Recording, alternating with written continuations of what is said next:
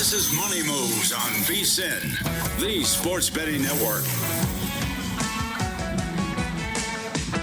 What a weekend. How's it going, everybody? Welcome into Money Moves on a Monday. Stormy, Buonantony, Jonathan Von Tobel with you live as always from downtown Las Vegas. Circa Resort and Casino, home of the world's largest sports book. Big 2 hours on tap. How are you today? What's going on? Nothing much. Looking forward to tonight. Very much a clear them out special, as I like to say. Clear everybody out, take over the living room as Western Conference Finals Game 1 between the Oklahoma City Thunder and the San Antonio Spurs will take place later this evening. So that is top of the list. Got all 90 minutes of the workout out of the way this morning, so you can sit back, relax, and watch the game tonight. Speaking of working out, I feel like you'll appreciate this story a little bit. Okay. Yesterday, so for anyone who doesn't know, I have recently entered into the exercise thing. You've been pretty inspiring. My husband doing ultra marathons has been inspiring that I've decided to exercise. I signed up for a yoga class yesterday that was supposed to be just a deep stretch and meditation for 50 minutes kind of a thing, very chill.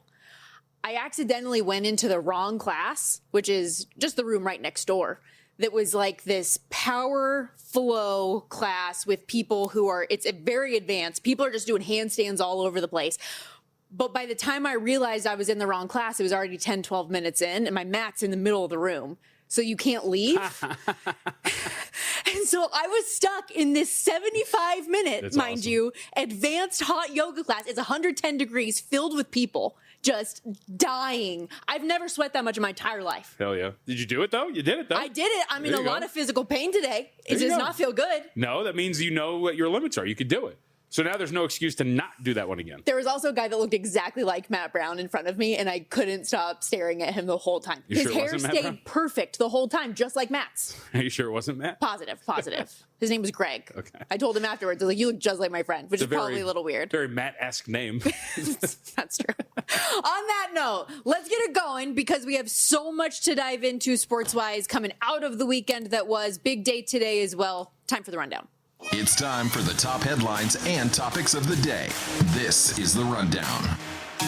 So I'm kind of excited for this first little preview. Obviously, the NFL is 24/7, 365, and you have put together our way too early Week 1 NFL power ratings. This is something we typically do week to week during the NFL regular season, but with so many lines out after we had the schedule released last week, we're getting ahead of it. Yeah, I mean, look, we have preseason lines, and the value of this, because there's not going to be too much value in here, it just gives us a base look at it, is essentially how the market rates these teams with the way that they wager on these games. So this is a very early look.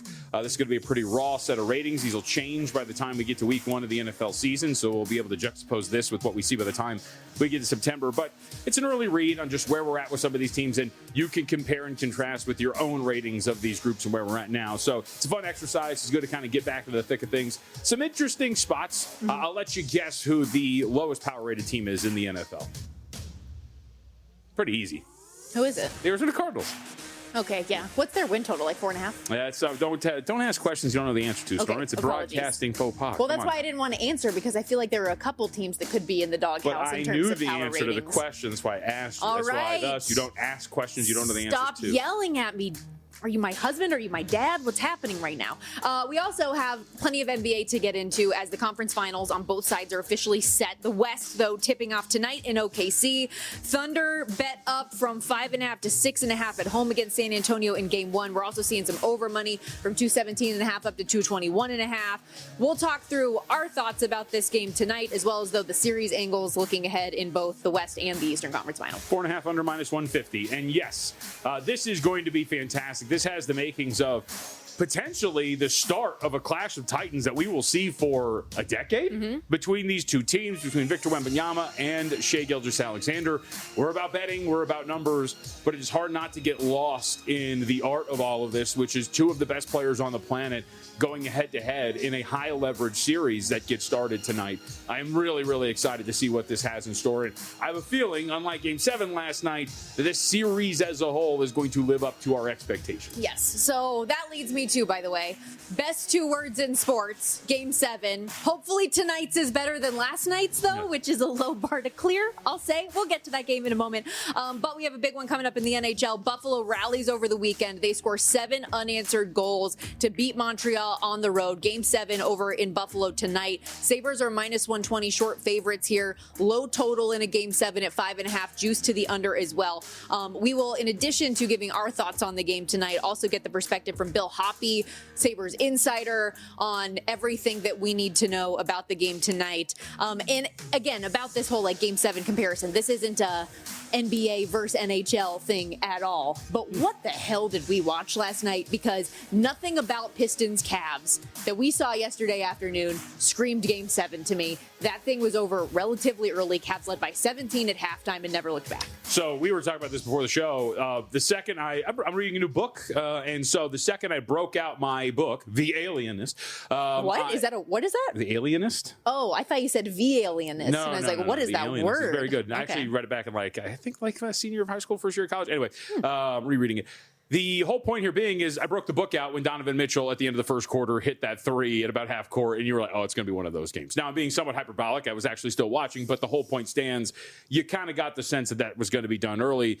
To be honest with you, it makes the loss on Friday night relatively inexcusable by Cleveland because this is not a pat yourself on the back thing, but what have I been saying over the course of these last 4 games of this series, 5 games of this series, of which the Cavs have won 4 out of 5? They have figured out what they want to do with Asar Thompson. They don't care. They played off of him every sense of the way. There was a ridiculous moment, it was either first or second quarter, where he gets a pass in the corner and Jarrett Allen stops and just kind of shrugs and looks at him, and Asar Thompson front irons that thing from the corner, not even a threat at all from beyond the arc. So the spacing was absolutely abysmal in that regard. They really had no other shot creation, no other shooting. What do we talk about with the secondary option? You need somebody to provide points for you. The early going of the postseason, Tobias Harris was doing that. Tobias Harris last night in 23 minutes, he had 5 points. He was 0-6 from the floor, 0-2 from three-point range. All 5 points came courtesy of the free throw line. Last 3 games in this series for Tobias Harris, 5, 6, and 13 points. What do we talk about? You need somebody else. Tobias Harris probably wasn't going to be able to keep this up, and sure enough, that was actually what happened. The other part was, and this is the thing that was driving you nuts throughout the series and pretty much throughout the postseason, was Donovan Mitchell had been relatively quiet. And in fact, the usage rate for Donovan Mitchell had dwindled. And it was James Harden who they were running everything through. Donovan Mitchell yesterday, 31 minutes, 10 of 22 from the floor. The big one was 8 assists in this game. I believe he had 8 total assists in the prior 3 games.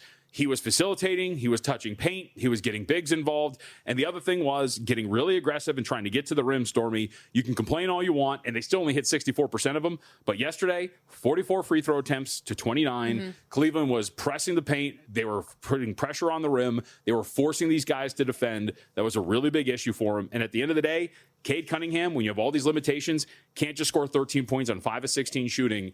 Go down the list of all the things we talked about throughout this series. You saw it all yesterday. That's the one I was waiting for you to get to, because that was a conversation topic not only here in the playoffs, but all season long. Was what are the Pistons on days that Cade Cunningham doesn't produce offensively? Who's going to be that next go-to guy? And over the course of a long regular season, you can get away with that. But once you're actually playing high-level competition in best of 7 series, you can't do it. And when he has a career playoff low, 13 points, 5 assists, and nobody else answers the call, that's a problem. Cleveland, you mentioned the paint points, outscored Detroit 58-34, which was tied for the Pistons' lowest output in the paint all season long.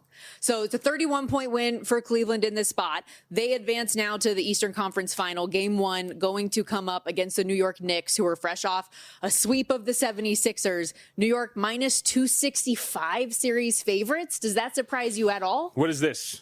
Gun in the holster. It's my gun, and I'm sticking to it. Okay, let's go. Cleveland to win this series against Detroit, against New York.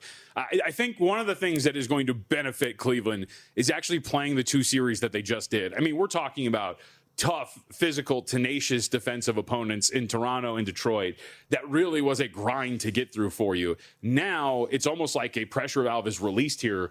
New York is an incredible offensive team, but you've got Jalen Brunson to pick on. You've got Karl Anthony Towns to put into some of these situations as well defensively, that you can be able to run your offense. You should be able to run your offense, I should say. You should be a little bit more efficient here. It shouldn't be as much of a grind for you, too. So, and you do wonder, too. I mean, look, the Knicks have been playing some incredible offensive basketball. Let's use the S word, and not the one we have to dump, but sustainability. You do wonder, after a long layoff, given the shooting numbers, I mean, out of their absolute effing gourd through the first 2 rounds in terms of efficiency and shooting. We've talked about this. We'll reiterate it. In the postseason, when you looked at location-effective field goal percentage, what would this team have shot if they shot league average from the spots that they were shooting? This team still would lead the NBA postseason in effective field goal percentage, and they're way up there in the 60s so far. I think this is going to be a more open series. I think Cleveland benefits from playing the set that they just did. Hopefully, Kenny Atkinson can kind of figure out what they want to do here, and they've got little levers to pull here as well. I would assume we see a little bit more Keon Ellis, who's now going to be able to actually go out there and play minutes and defend a guy like Jalen Brunson and others. So I am going to stick to the guns.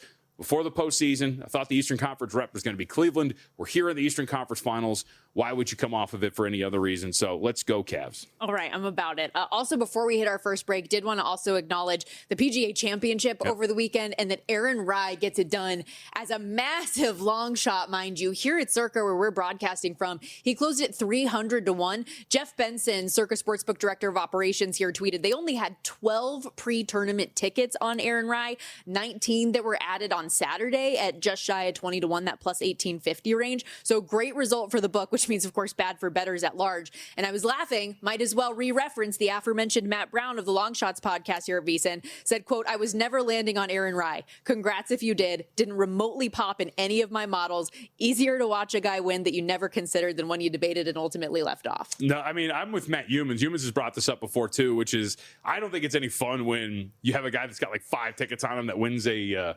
tournament, because that's just good for them. Why are we cheering for that? That's true. The 2 gloves thing, though, how do we feel about that? I'm down.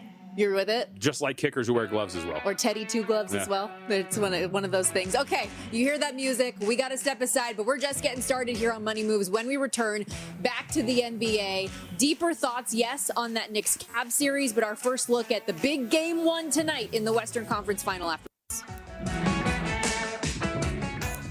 Hey, let me get your attention real quick, podcast listeners. I've got something for you that feels too good to be true. First, credit where credit is due. If you're listening to this podcast, you're already leveling up your betting game. You're riding along with our best bets and top angles. And when there's a good game on, you're probably getting involved with a few props and alt markets as well. But there's one more layer if you really want to step things up, and that's VSiN Pro. Yeah, I've mentioned it before, but things are only getting better for our pro subscribers. We just rolled out our MLB prop projections, breaking down some of the best edges across strikeouts, hits, home runs, and more. And that's on top of everything else pro subscribers already get, including public betting splits, expert picks, and betting guides across the sports calendar. If you haven't tried it yet, stop sleeping on it. You can get your first month for just $9.99 or save big with promo code POD26 on an annual subscription. Hit the link in the description and start cashing in with VSiN Pro. All right, now back to the show. In business, there's no room for guesswork. Every shipment matters. Every deadline counts. When you're trying to keep operations running smoothly, the last thing you need is uncertainty. That's why reliability is at the core of USPS Ground Advantage. From the moment your package is first scanned in, it moves through a secure nationwide network, aiding in a timely and accurate delivery. You get near real-time tracking so you can keep up with your shipments. And with affordable upfront pricing, there are no hidden fees or surprise surcharges to throw off your cost sheets. It all adds up to predictable deliveries you can depend on. Because knowing your logistics are handled lets you focus on everything else: your customers, your team, and the future you're building. Visit USPS.com/Ground Advantage to start shipping with confidence. USPS, official shipping sponsor of the NHL.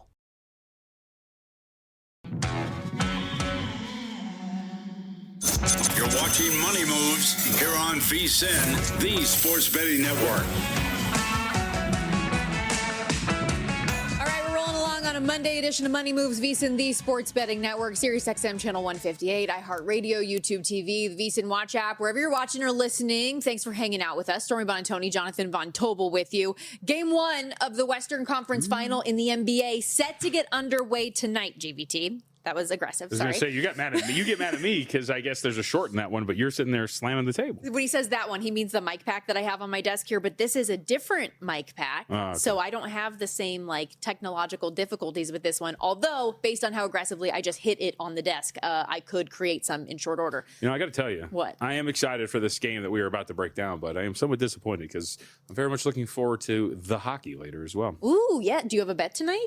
Perhaps? Or are you looking Perhaps. ahead to the Western Conference final I'm looking already? ahead to both, but I want to bet Montreal. We can talk through it, though. I do, too. Because I was going to say, it seems, we'll talk about it. I want to save everything. I've got some strong thoughts that ties into the Eastern Conference final. Okay, I'm here Finals? for it. I think it's finals because there are two of them.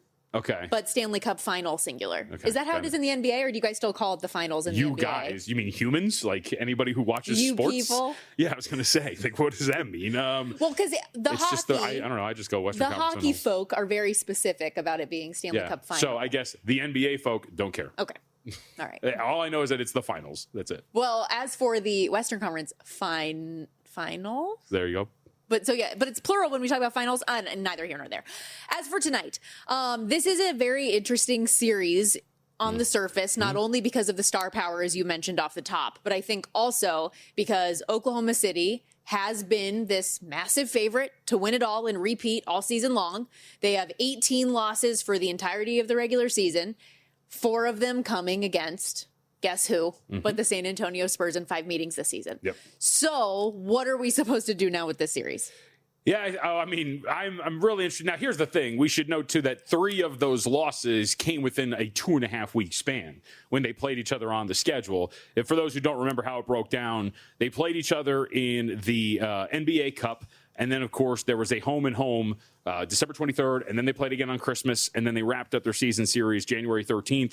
I shouldn't say they wrapped it up. Played one more in which the Thunder beat the crap out of them, and they wrapped it up on February. So played a lot of these games really close to one another as well. And San Antonio, like you mentioned, was really flowing in every single one of those games, getting those victories. And I think you look, the commonality between each and every single one of these, there's not really like a big thread that you can pull from one to the next. You know, for example, we've talked a lot in these series for the San Antonio Spurs, the three-point shooting's got to be consistent. It's got to be out of this world sometimes in terms of winning some of these games. Well, in the NBA Cup semifinal, in which they beat Oklahoma City, they actually only shot 31% from beyond the arc. Now, you look at some of the other games in which they beat the Thunder, and they did shoot the ball relatively well, 38% in one of the victories in January, and then another, they went out there and they shot 44% from three. So generally, I think you're going to want some good three-point shooting if you're San Antonio, especially against a team like the Oklahoma City Thunder.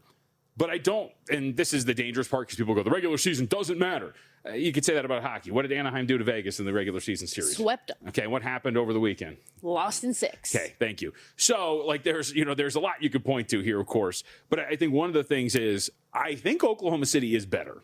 The emergence of A.J. Mitchell here cannot be understated with the way that this team has ramped through the postseason without the services of Jalen Williams, arguably their second best backcourt player and maybe second best player. You can argue between him and Chet Holmgren at this point. But A.J. Mitchell has been absolutely fantastic. 18.8 points so far in the regular season. It's about a 5-point per game jump for him.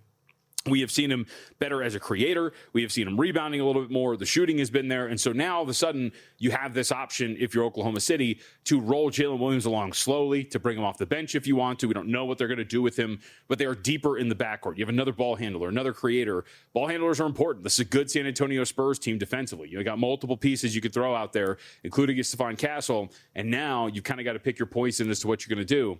I think what's also going to be interesting is Oklahoma City, and whether they want to play this from a matchup standpoint.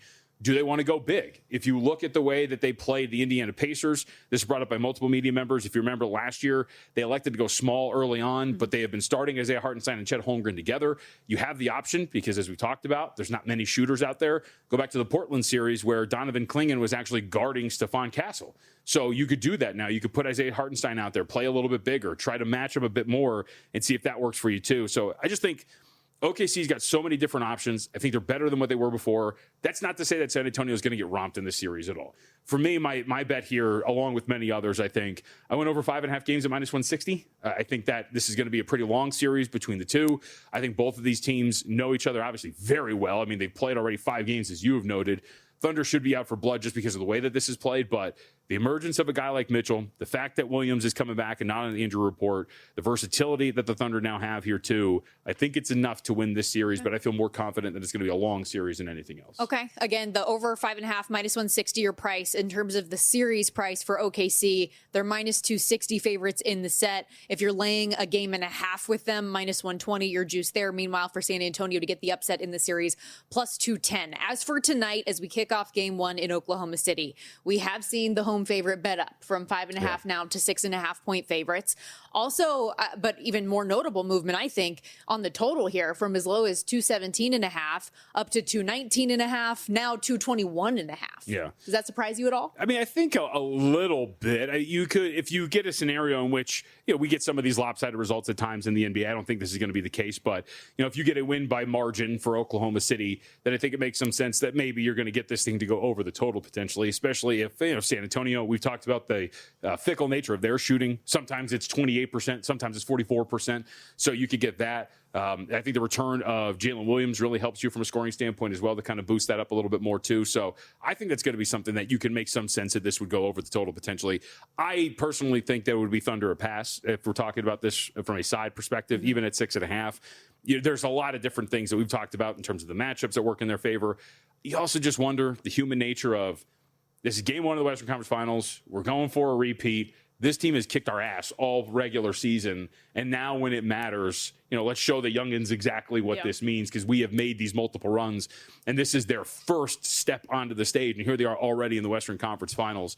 So I think maybe there's some of that to it as well, and maybe you can play some of the early. I think first quarter I was looking at up here at Circa is -2, first half -3.5, so maybe the Thunder get off to a pretty good start, but I think when the smoke clears at the end of today, win by 7 or more points for the Thunder's on the table. I know you don't bet a ton of props typically, but are there any specific players game 1 at home potentially you might have interest looking to? Or, even I was just thinking about the Victor Wembanyama versus Chet Holmgren. Any angles there to potentially buy in on? What's your approach from that standpoint? Well, I thought, so just to go to what we're talking about here, again, I like to look for some of these matchups to see, okay, how are guys going to play? What are they going to do? And so to the point of who's going to play and how much are they going to play, some of the Isaiah Hartenstein numbers I think are going to be pretty interesting, because I do wonder if this is going to be a pretty big game for him, in the sense of usage and being out there.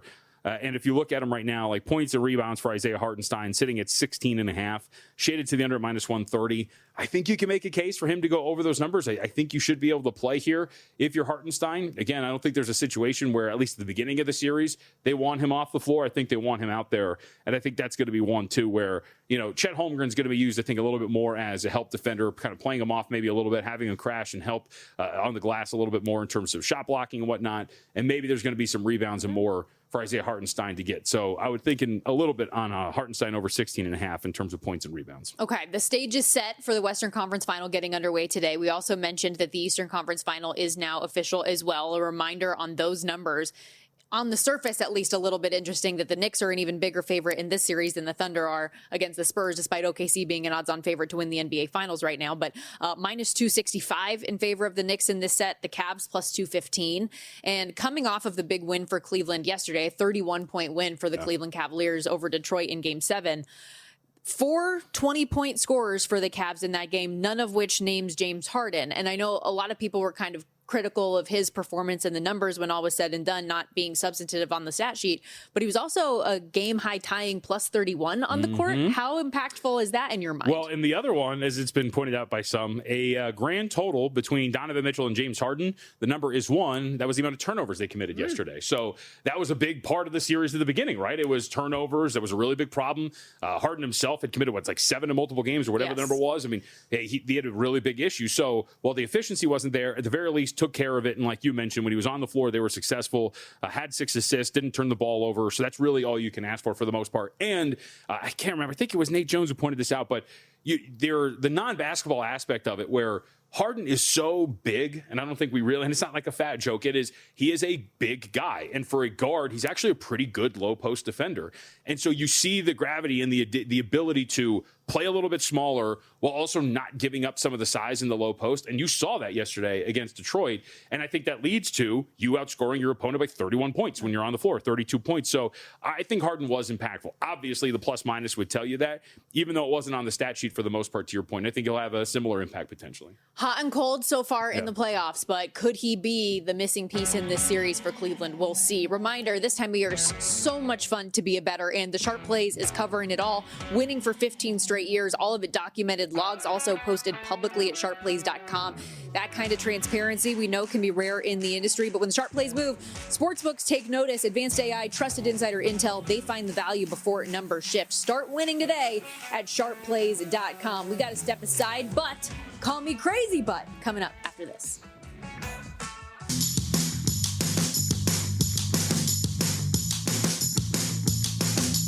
Put on your tinfoil hats. I feel like I'm taking crazy pills. The whole world gone crazy. For Call Me Crazy, but We love a good overreaction Monday. Time for Call Me Crazy, but on Money Move, Stormy, Buonantony, Jonathan Von Tobel with you. And I'm going to start in your neck of the woods out here in the NBA. Us people, I guess. You people. So for anyone who missed it, and I don't know how you did, over the weekend, Shai Gilgeous-Alexander officially won back-to-back MVPs, and the internet is freaking out over Shams Charania of ESPN having the tweet that he won the award before it happened. Call me crazy, but Shams did not spoil SGA winning MVP. The last ESPN straw poll had him with 88 first-place votes to Wemby's 8 and Jokic's 3 over a month ago. How big a favorite was he in the market before this thing was taken off the board? Plus, this isn't just a Shams and an NBA awards thing. How many things now do we see on social media leak prior to them actually coming out? That's what the entirety of the NFL draft has become nowadays. What is the big deal? This is 2026. This is just what happens at this point. Yeah, I'm going to give our crew a warning. Can we bump up my NBA award? Because I think it makes the most sense. But I'm with you. I mean, I don't really think that there was anything there. I guess part of the, issue is that we waited this long, and then, the day of is when he decides to report it. Report it yesterday? I don't know. I'm with you. We just need to know, I think, who won it, and that's really about it. But if you had half a brain and you followed what was going on, you knew that Shai was going to win this. The question was just, to what degree was he going to win this? The only people that I think legitimately should have a gripe about this is Amazon Prime, thinking that they had the exclusivity of being able to have the reveal. Well, and their crew was not happy. Did you see that? Well, yes, and so actually I was going to say, it was almost funny until actually you look back at some of the receipts about stuff, because Taylor Rooks made the comment to Dirk Nowitzki saying, I bet Shams didn't break your MVP before it happened, and Dirk goes, oh, he wasn't even born yet, ha ha ha. Except you actually go back and there are article receipts from 2007 reporting sources that Dirk was going to win MVP week plus prior to him actually winning it. So actually it was spoiled. Because this is just what happens. It's not new. Anyways. I guess you could argue the nuance of journalism should be that it is a greater impact on society, and it was Shams reporting this. Does it actually help society? I don't really know, and I don't really care. Also, don't be mad at the reporter. Be mad at the guy who told the reporter the information. That's true, too. To this point, call me crazy, but it is Monday, May 18th. We should know who the NBA Coach of the Year is by now. What is happening right now? How has this not been decided? How is MVP awarded and announced before Coach of the Year? We still have no clue. And the guys that are likely to win it, both are eliminated. JB Bickerstaff is out. Joe Mazzulla is done. There is a shot that Mitch Johnson, head coach of the San Antonio Spurs, could win this award. I think that he's going to finish third, but he's in the running. But either way, how do we not know who the NBA Coach of the Year is on May 18th and the conference finals set to begin tonight? You're not crazy. I also just don't understand, and maybe I'm alone in this thought process, the purpose of slow rolling all of these awards out, because it's not just the NBA. They do this in the National Hockey League as well. In the NFL, it's a little bit different because you have the NFL awards show where everything is done, but I just don't really understand why they do it this way. What do you know the purpose behind it? No idea. Drama? But it's not, though. Yeah. More often than not. This one isn't interesting. Coach of the Year is interesting. Now, there is a tracker. So the guy who puts together on a Google spreadsheet, he tracks all of the announced votes. All these media members are very self-important, so they like to tell you who they voted for. So we don't have the official word, but at the last update, Joe Mazzulla is expected to win. Of the publicly announced ballots, he had 24 first-place votes of the 34. So he's probably going to win. But it would be nice to know officially at some point if he's going to or not. And the other thing that drives you nuts about something like this, the NBA knows that you can bet on these things. Mm-hmm. The NBA knows that there's people waiting for the results, and yet they're continuing to do this nonsense. Please, just announced Joe Mazzulla has won Coach of the Year. And we as bettors, we've talked about this all the time, how frustrating and annoying it is to have to look at that bet slip in your app constantly because the futures don't go away. Yep. Just come on. I just want to know the result. Let's get this bad boy graded already. Sticking with awards, but going to the NHL postseason, Conn Smythe, we talked about this last week, but I think it bears repeating now that the Western Conference Final is going to get underway later on this week. How is Mitch Marner still 12-1 for Conn Smythe? Call me crazy, but that does not make sense. The math isn't mathing considering where Vegas is on the odds board to win it all at 6-1. If you think that Vegas has any shot of upsetting Colorado this week, that's the bet to make, in my opinion. So you're saying that his odds should probably be pretty close to what the odds are. Not exactly, but pretty close to. I would say at least like in the 8-1 range. The reality in which Vegas wins the Stanley Cup and he doesn't win Conn Smythe, there are very few outcomes, right? That's what it feels like. I would say maybe Jack Eichel, but the difference in goals to assists and impact moments for Eichel and Marner are significant. He's had impact goals in elimination games. He's had assists on a handful of these shorthanded goals that have been important, including the overtime game winner from Brett Howden. Like, he has made an impact at every level of the ice. I mean, I'm with you in the sense of he's clearly the front runner to win this for the Vegas Golden Knights should they win. I don't think there's really any question about it.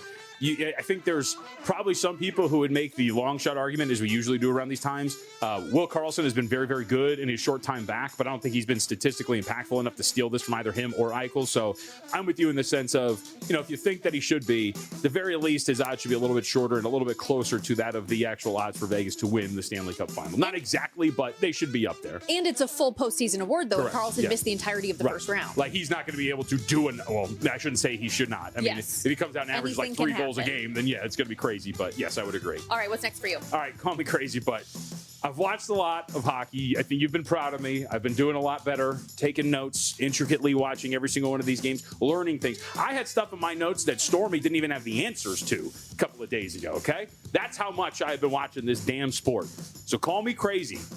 Carolina is romping to the Stanley Cup final. I'm sorry. I'm watching these two other teams in the Eastern Conference between Buffalo and Montreal. Does somebody want to win this series?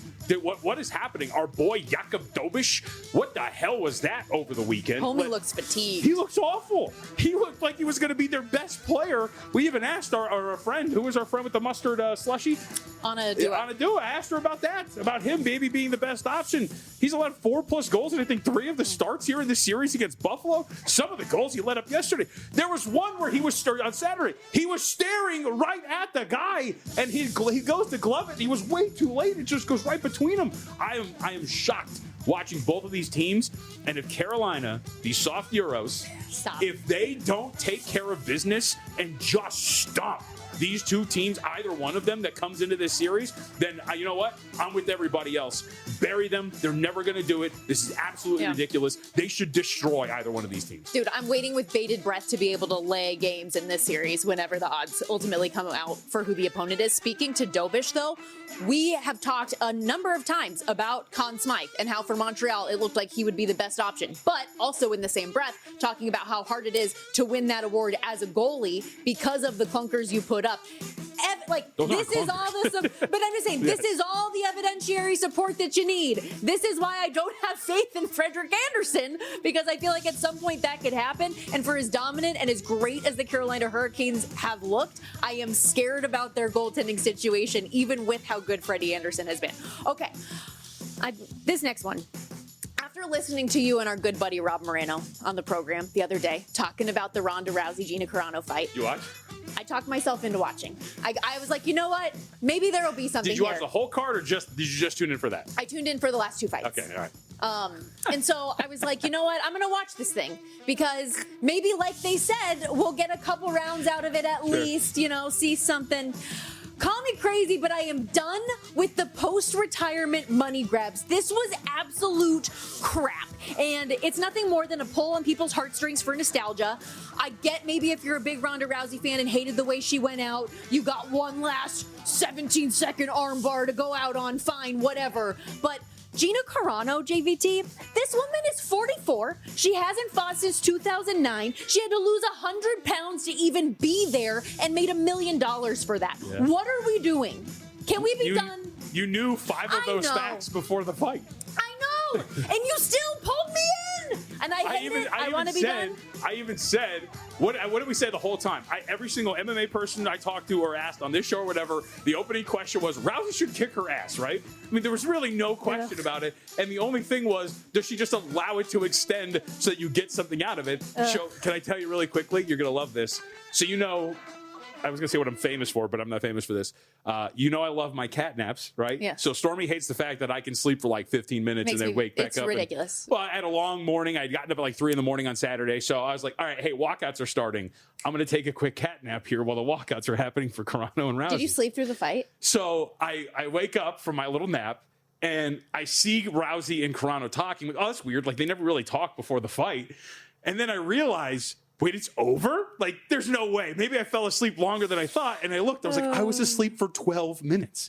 What the hell happened in the 12 minutes? And I rewound and watched, and I was like, holy crap, that's incredible. And also, I understand the respect factor, but like that loses me too, that they are instantly like hugging and like, oh my God, I love you so much. Thing. I know, but just I watched the freaking Strickland thing the other day. He was calling what's-his-face a terrorist over and over again. Then afterwards, it's like, oh, but like, stop. I get this fight, the Tyson one. It's not just a Netflix special thing for me, though. Like, going back historically, Muhammad Ali's comeback, Michael Jordan's Wizard years, Brett Favre. Yes, he had the one good year with the Vikings, but other than that was terrible. Like, I'm done. Once you've retired, just move on with your life. Can we be done? Speaking of it, Aaron Rodgers has signed with the Steelers. Yeah.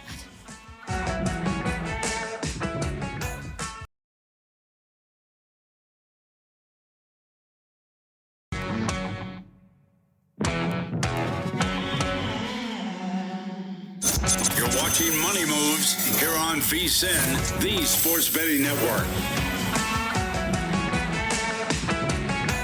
8 teams in the NFL have kicked off OTAs today. The Bills, Cardinals, Dolphins, Falcons, Raiders, Ravens, Titans, and Steelers, which is where we might as well start because Pittsburgh fans, you finally got your long overdue answer on your starting quarterback. Aaron Rodgers, officially official. What was that? I just fell asleep really quickly. Oh, Sorry. great. This is just so exciting. Such exciting news that Aaron Rodgers is back for $25 million.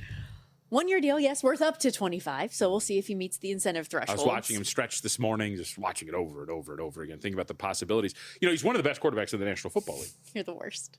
You're the worst. What do you mean? The absolute worst. You told me that he was one of the best quarterbacks in the NFL. Okay, we are choosing our words very interestingly here because that is not a sentence that ever came out of my mouth at any point. For those who are not with us, Stormy and I got into an argument about a week and a half ago, 2 weeks ago, about the effectiveness of Aaron Rodgers, and the only dagger that she brought to the fight was that he had an effective touchdown to interception ratio, one of the best in the NFL. So too did Justin Fields. So, but I'm just saying, well, that's 7 touchdowns and 1 interception. That's again different. I was looking at the full range of the season, and he was 7th in the National Football League in that. So that was all that I was saying. There was that.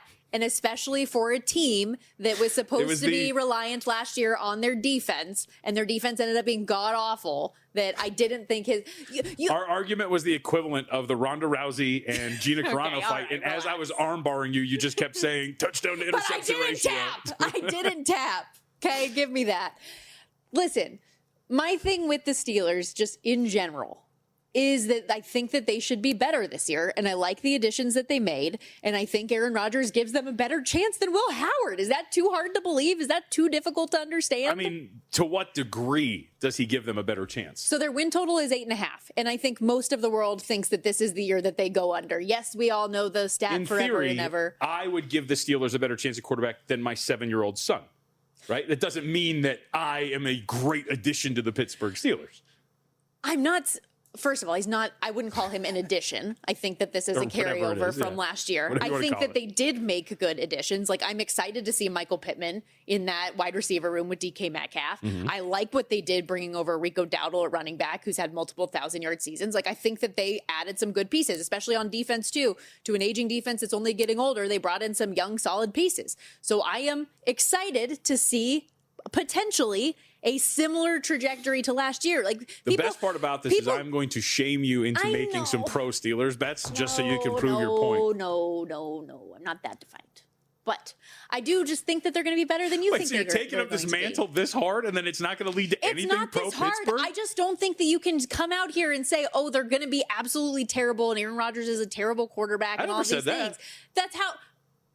That's exactly how you paraphrased me. I'm just paraphrasing. That's all we're doing now. I don't think they're going to be. So we have our week 1 early market power ratings, for example, which tells nicely into this. So, again, for our audience, you take the lines that you have for the week. You use home field advantage. I use 1.5 points. Then you get like a market summary of how the betting market power rates these teams. Now, this is very early. It's going to be largely inaccurate because it is May and there's not that much money in the pot. So we don't really have that much on any of these teams for the market to shape it. So having said that, Steelers are on the 80 line right here. So would you disagree with this? Look at the teams in which they are grouped up with. Buccaneers, Commanders, Steelers, Vikings, all on the 80 line. 2 points better than the triumvirate. I was going to go. I mixed trio and trio.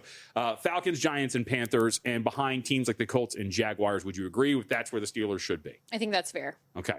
Because that's pretty much what I'm arguing, which is I understand those are good points. I like Rico Dowdle. We talked about him a lot throughout the season.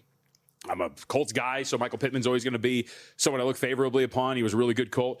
Having said that, I just think overall, you have a very average quarterback for a team that was very average. They were about 19th in defensive efficiency a season ago. How much better are they really going to be in a division that I think if the Bengals are going to be better, if the Ravens live up to expectations, and even if the Browns take some tangible steps forward, we'll see if that actually happens, that maybe you just kind of get lost in the sauce and you sit there at like 7 wins and we're just like, okay, cool. Like that's exactly where they are. I get it, but I thought that the Steelers were a average to below average team last year and they still won 10 games and won the division too. So that's why I'm just saying it's not out of the realm of possibility. And what do you think that you're going to get with Mike McCarthy stepping in and tweaking this offense and putting his fingerprints on it? I think there's reason to believe that this could be a positive season. That's all I'm saying. So speaking of the AFC North, does it surprise you to find that the Ravens are among the highest power rated teams in the National Football League again?